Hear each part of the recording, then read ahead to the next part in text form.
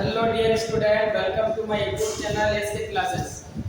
तो प्यारे बच्चों, आज के इस क्लास में हम डिस्कस करने वाले हैं सचकर्ता श्रेणी।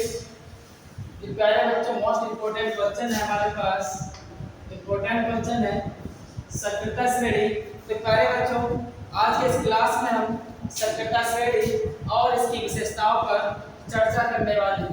प्यारे बच्चों, सचकर्ता श्रेणी एक ऐसी श्रेणी होती है जिसमें धातुओं को उनके एक ऐसे क्रम में व्यवस्थित किया जाता है जिससे कि वो अपने से नीचे वाली धातु को उसके स्थान से स्थापित कर देती है या रिप्लेस कर देती है।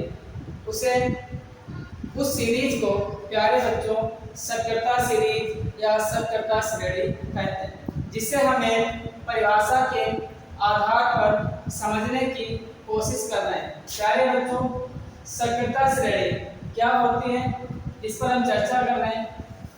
सचकर्ता श्रेणी वह श्रेणी जिसमें धातुओं को उनकी सचकर्ता के बढ़ते क्रम में व्यवस्थित किया जाता है। किस क्रम में प्यारे बच्चों?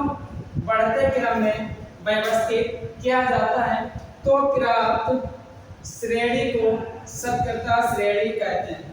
प्यारे बच्चों, याद रखने का पॉइंट है, जब इस तरीके से कोई भी श्रेणी हमें प्राप्त होगी उस श्रेणी को हम सचकर्ता श्रेणी कहते हैं। इसका उदाहरण है जैसे कि potassium, sodium, calcium, magnesium, aluminium, zinc, ferrous, lead, hydrogen, copper, mercury और सिल्वर। प्यारे बच्चों, ये हमारे पास जो क्रम दिया है, यह क्रम हमारे पास सचकर्ता श्रेणी का घटता हुआ क्रम है।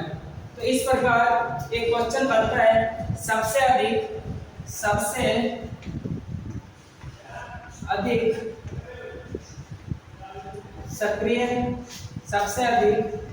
सक्रिय तत्व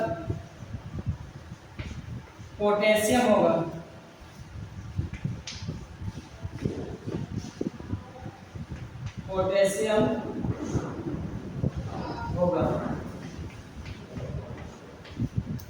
ये क्वेश्चन हमारा मल्टीपल चॉइस में पूछा जाता है कि सबसे अधिक सक्रिय तत्व कौन सा होगा, तो कौन सा होगा?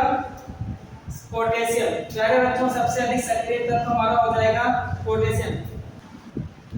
तो प्यारे बच्चों, अब हम चर्चा करने वाले हैं कि सचकर्ता श्रेणी की क्या क्या विशेषता है।